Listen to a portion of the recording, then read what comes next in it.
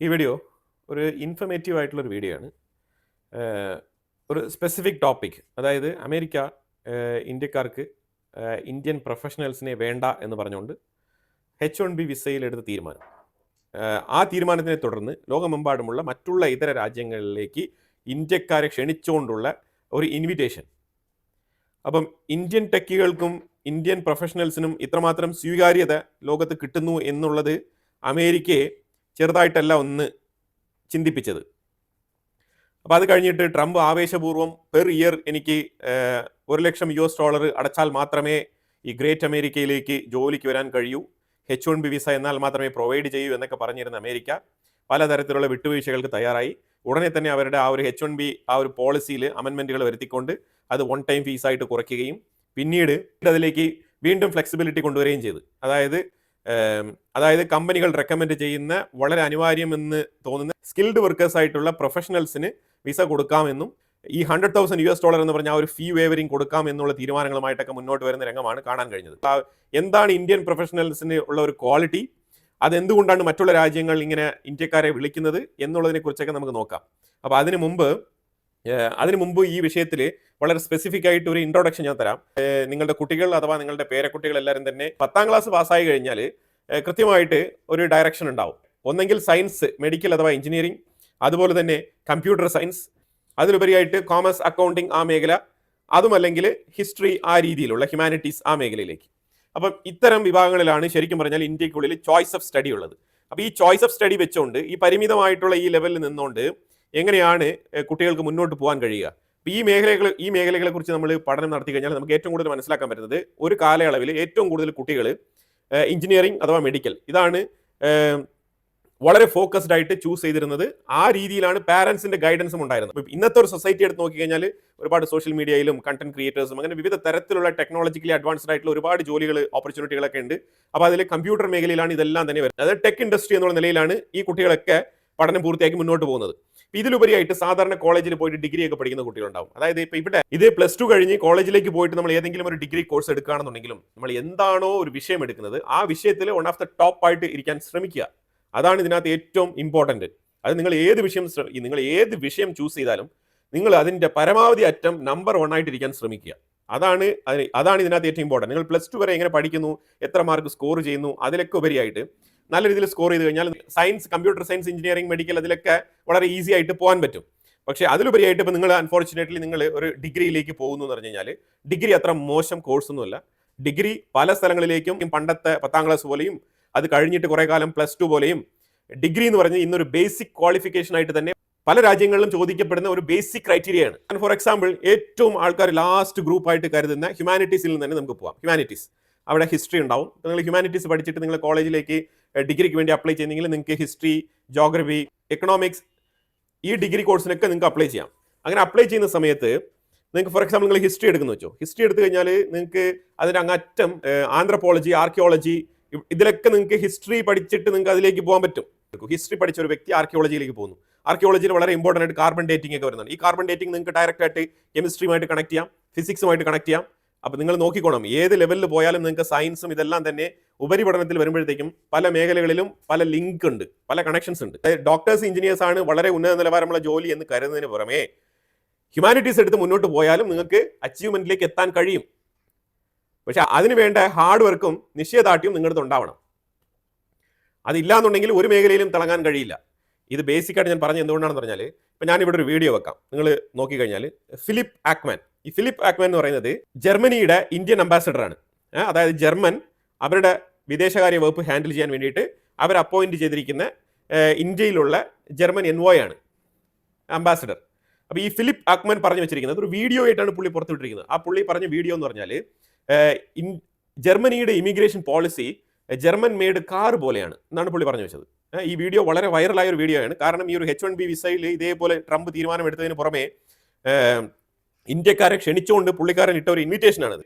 ജർമ്മനിയുടെ immigration policy എന്ന് പറയുന്നത് ഒരു ജർമ്മൻ മെയ്ഡ് കാർ പോലെയാണ്. അത് സിഗ്സാഗ് ആയിട്ട് റൺ ചെയ്യില്ല, അത് വളരെ സ്ട്രെയിറ്റ് ആയിട്ട് തന്നെ റൺ ചെയ്യും. അത്ര സേഫ് ആയിട്ടുള്ള ഇമിഗ്രേഷൻ പോളിസിയാണ് ജർമ്മനിയുടേത്. ഇന്ത്യക്കാരെ മോസ്റ്റ് വെൽക്കം ചെയ്യുന്നുണ്ട് ജർമ്മനി എന്നാണ് പറഞ്ഞു വെച്ചത്. talk about Indians working in Germany. Indians are amongst the top earners in Germany. The average Indian working in Germany earns more than the average German working in Germany.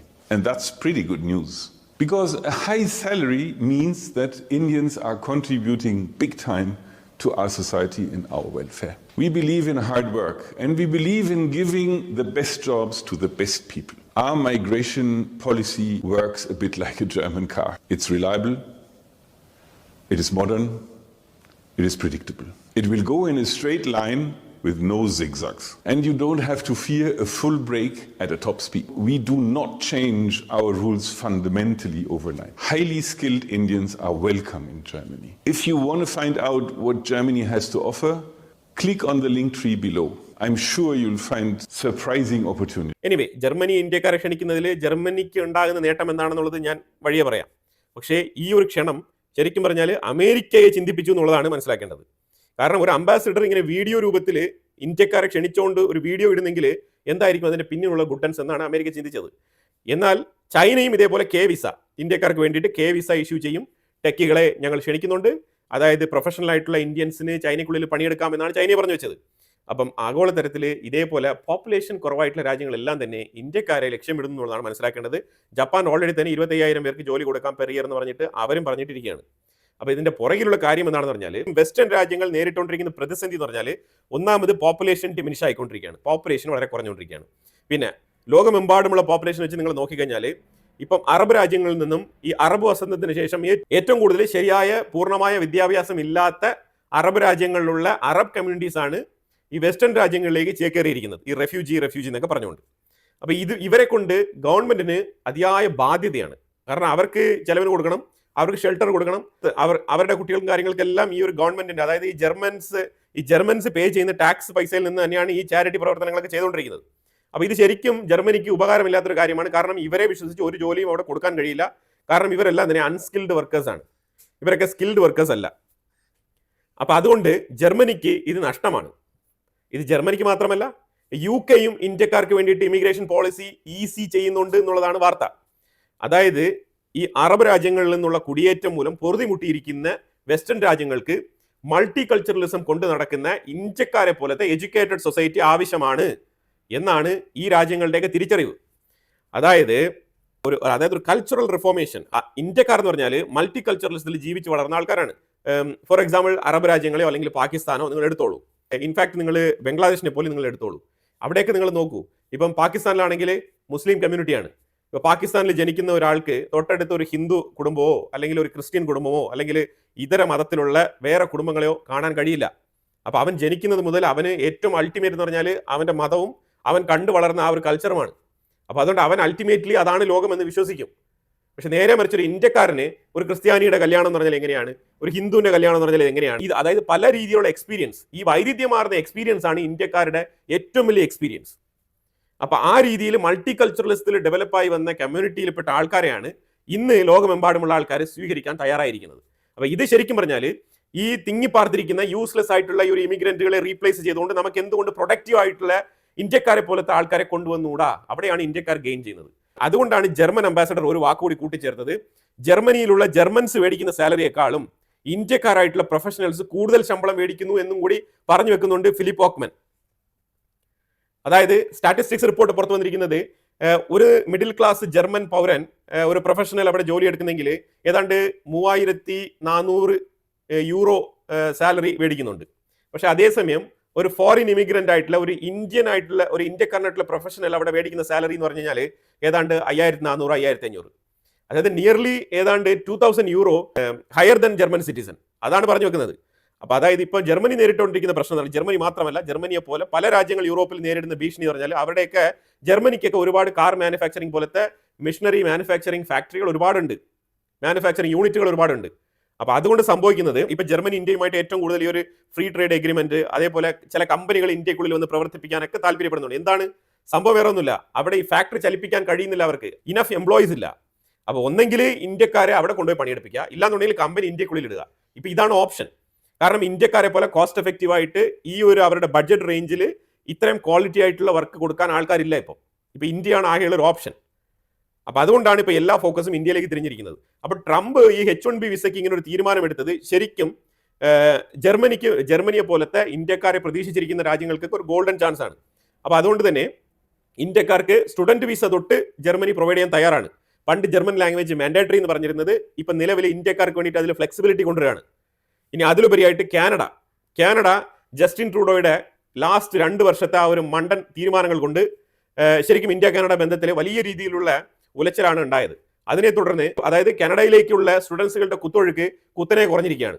ഇതിൽ Canadian government ആശങ്ക രേഖപ്പെടുത്തിയിട്ടുണ്ട്. കാരണം അവിടുത്തെ കോളേജുകൾ തന്നെ ഇന്ത്യയാണ് ചലിപ്പിച്ചുകൊണ്ടിരുന്നത്. അത്രമാത്രം Indian students ആണ് അവിടെ പൈസ മുടക്കി പോയി പേ ചെയ്ത് പഠിച്ചുകൊണ്ടിരുന്നത്. ഇപ്പം അതിലേക്ക് ഒരു നിശ്ചിത ഇപ്പം ആ കോളേജ് മേഖലയിലേക്ക് നഷ്ടക്കച്ചവടം വന്നുകൊണ്ടിരിക്കുകയാണ്. അപ്പോൾ അതുകൊണ്ട് കാനഡ ഇന്ത്യയുമായിട്ട് നല്ല രീതിയിലുള്ള നയതന്ത്ര ബന്ധം കൊണ്ടുവന്ന് വീണ്ടും ഇന്ത്യൻ സ്റ്റുഡൻസിനെ കാനഡയിലേക്ക് പഠിക്കാൻ വേണ്ടിയിട്ട് വിളിക്കാൻ തയ്യാറാകുന്ന സാഹചര്യമാണ്. UK അതേപോലെ തന്നെ ഞാൻ പറഞ്ഞു കഴിഞ്ഞു ഓൾറെഡി, അവരും ഇമിഗ്രേഷൻ പോളിസി ഇന്ത്യക്കാർക്ക് വേണ്ടിയിട്ട് ഈസി ആക്കാൻ തുടങ്ങിയിട്ടുണ്ട്. ഇതൊക്കെ കൊണ്ട് തന്നെയാണ് ട്രംപ് ഈ H1B വിസയിൽ ചെറിയ ഫ്ലെക്സിബിലിറ്റി ഒക്കെ കൊണ്ടുവന്നത്. അതായത് പേരിനങ്ങ് പറഞ്ഞും പോയി, എന്നാൽ അത് പൂർണ്ണമായിട്ട് നടപ്പിലാക്കാനും പറ്റാതെ ഒരു H1B വിസയ്ക്ക് $1,00,000 എന്നൊക്കെ പറഞ്ഞുകൊണ്ട് അവിടെ ഇരിക്കുകയാണ് പാട്ടും പാടി. അപ്പോൾ അതുകൊണ്ട് ഇന്ത്യക്കാരായിട്ടുള്ള കുട്ടികൾ നന്നായിട്ട് പഠിക്കുക, നല്ല മാർക്ക് മേടിക്കുക, നിങ്ങൾക്ക് ജർമ്മനിയിലേക്ക് അപ്ലൈ ചെയ്യുക. നിങ്ങൾ സ്റ്റുഡൻസ് വിസയിലായിട്ട് പോയി കഴിഞ്ഞാൽ അവിടെ പഠിച്ചിട്ട് പൈസ ഉള്ളവരാണെങ്കിൽ നിങ്ങൾക്ക് അവിടെ പോയി പഠിച്ചിട്ട് പണിയെടുക്കാം. അതുപോലെ തന്നെ റഷ്യ നല്ല സ്കോപ്പുള്ള സ്ഥലമാണ്, അവിടെയും നിങ്ങൾക്ക് പഠിച്ചു കഴിഞ്ഞാൽ അവിടെയും പണിയെടുക്കാനുള്ള സാഹചര്യമുണ്ട്. അപ്പോൾ വെസ്റ്റേൺ രാജ്യങ്ങളെല്ലാം തന്നെ ഇപ്പം ഏറ്റവും കൂടുതൽ ഇന്ത്യക്കാരെ സ്വീകരിക്കാൻ വേണ്ടിയിട്ടാണ് തയ്യാറാകുന്നത്. കാരണം വേറെ ഓപ്ഷൻ ഇല്ല അവർക്ക്. പോപ്പുലേഷൻ തീരെ കുറഞ്ഞുകൊണ്ടിരിക്കുകയാണ്. ജർമ്മനി ഓൾറെഡി തന്നെ ഫിനാൻഷ്യൽ ക്രൈസിസിൽ പോയിക്കൊണ്ടിരിക്കുകയാണ്. അതായത് പെർ ഇയർ അവർക്ക് 2,88,000 ഇമിഗ്രന്റുകളെ കൊണ്ടുവന്നാൽ മാത്രമാണ് അവിടുത്തെ പോപ്പുലേഷൻ നീഡ് മീറ്റ് ചെയ്യാൻ പറ്റുക. അത് 2040 വരെ ഈ ഒരു ഫിഗർ തുടരണമെന്നാണ് അവിടുത്തെ റിസർച്ച് അനാലിസിസ് സെന്റർ റിപ്പോർട്ട് പുറത്തുവിട്ടിരിക്കുന്നത്. എവിടെ? ജർമ്മനിയിൽ. അതായത് ജർമ്മനിക്കുള്ളിൽ പെർ ഇയർ 2,88,000 ഇമിഗ്രന്റുകളെ കൊണ്ടുവന്നാൽ മാത്രമാണ് അവിടുത്തെ പോപ്പുലേഷന്റെ കുറവ് ഒന്ന് നികത്തിക്കൊണ്ട് ആ രാജ്യത്തിനെ ഒന്ന് ഫിനാൻഷ്യലി സ്റ്റെബിലൈസ് ചെയ്ത് കൊണ്ടുപോകാൻ കഴിയുള്ളൂ. അതാണ് ഇപ്പോൾ നിലവിൽ വന്ന പഠനം. ആ പഠനത്തിന്റെ പേരിലാണ് ജർമ്മനി ഈ രീതിയിലുള്ള പ്രഖ്യാപനങ്ങളൊക്കെ നടത്തുന്നത്. അപ്പം 2,88,000 പേര്, അതും ഈ പ്രൊഫഷണൽ സ്കില്ലൊന്നും ഇല്ലാതെ എന്തെങ്കിലും പ്രശ്നങ്ങൾ വരുമ്പോഴത്തേക്കും കൊടിപൊക്കാൻ വേണ്ടി മാത്രം നടക്കുന്ന കുറച്ച് ആൾക്കാരെ വേസ്റ്റ് ആയിട്ട് അവിടെ കൊണ്ടുവരുന്നതിനേക്കാളും നല്ലത് എഡ്യൂക്കേറ്റഡ് ആയിട്ടുള്ള പ്രൊഫഷണൽ സ്കില്ലുള്ള ഇന്ത്യക്കാരായിട്ടുള്ള ആ ഒരു കമ്മ്യൂണിറ്റിയെ കൊണ്ടുവരുന്നതാണ് ഏറ്റവും നല്ലതെന്നാണ് ജർമ്മനി തീരുമാനിച്ചിരിക്കുന്നത്. കാരണം ഈ ഗ്ലോബലി തന്നെ ഇപ്പോൾ അവർക്ക് ഈ രീതിയിൽ പോപ്പുലേറ്റഡ് ആയിട്ടുള്ള ഒരു രാജ്യം, എഡ്യൂക്കേറ്റഡ് ആയിട്ടുള്ള ഒരു സൊസൈറ്റി, അതുപോലെ തന്നെ പ്രൊഫഷണൽ സ്കില്ലുള്ള ആൾക്കാർ, ടെക്കികൾ, എഞ്ചിനീയേഴ്സ്, ഡോക്ടേഴ്സ്, നഴ്സസ്, ഇങ്ങനത്തെ കാറ്റഗറിക്ക് എല്ലാം ഇനി ജർമ്മനിയിൽ ഓപ്ഷൻ വരുവാണ്. ഇന്ത്യ ലോകത്ത് തന്നെ 3ാമത്തെ ടെക് സ്റ്റാർട്ടപ്പ് കമ്പനികളുള്ള ഒരു രാജ്യമായിട്ട് മാറിയിരിക്കുകയാണ്. അതായത് 3rd ലാർജസ്റ്റ്, അതാണ് മനസ്സിലാക്കേണ്ടത്. വേൾഡിൽ തന്നെ 3rd ലാർജസ്റ്റ് ടെക് സ്റ്റാർട്ടപ്പ് കമ്പനികളുള്ള സ്ഥലമാണ് ഇന്ത്യ. അപ്പോൾ അങ്ങനത്തെ ഒരു ഇന്ത്യയിൽ ഏറ്റവും കൂടുതൽ ഓപ്പർച്യൂണിറ്റീസ്, കാരണം ഈ സ്റ്റുഡൻസുകളുടെ കുത്തൊഴുക്ക് ഇങ്ങനെ കുറയുന്നത് കൊണ്ടാണ് സ്റ്റാർട്ടപ്പുകൾ ഏറ്റവും കൂടുതൽ ഇവിടെ തുടങ്ങുന്ന ഒരു സാഹചര്യം രൂപപ്പെടുന്നത്. നമ്മൾ ജർമ്മനി, ഫ്രാൻസ് ഇവരെയൊക്കെ മറികടന്നുകൊണ്ട് തന്നെയാണ് മുന്നോട്ട് പോയിരിക്കുന്നത്. അതാണ് നമ്മളിപ്പോൾ അതിനകത്ത് ഏറ്റവും കൂടുതൽ മനസ്സിലാക്കേണ്ടത്. ഏറ്റവും കൂടുതൽ IPOs ഓപ്പൺ ചെയ്യുന്ന രാജ്യവും ഇന്ത്യയായിട്ട് മാറിയിരിക്കുകയാണ്. പുതിയ പുതിയ കമ്പനികൾ.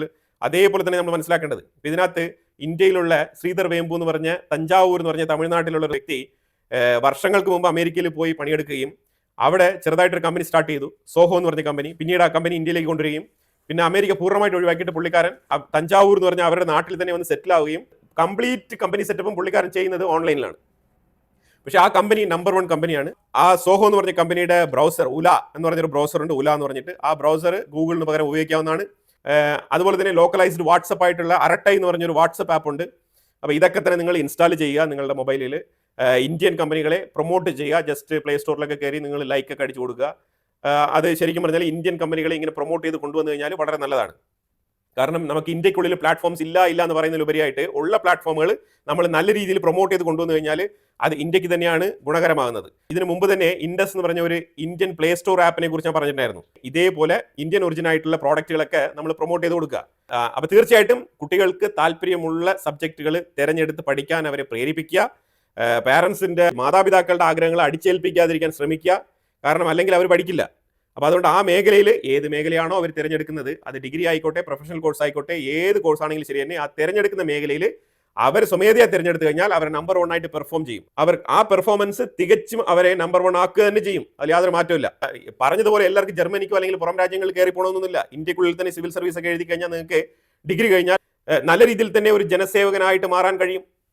ഈ വീഡിയോ തികച്ചും വ്യത്യസ്തമായ ഒരു ഇൻഫർമേറ്റീവ് വീഡിയോ ആയിട്ടാണ് ഞാൻ തന്നിരിക്കുന്നത്. ഇതിനെക്കുറിച്ചുള്ള അഭിപ്രായങ്ങൾ കമന്റ് ബോക്സിൽ രേഖപ്പെടുത്തുക. വീണ്ടും അടുത്ത വേറൊരു വിഷയമായിട്ട് വരാം. Thank you so much.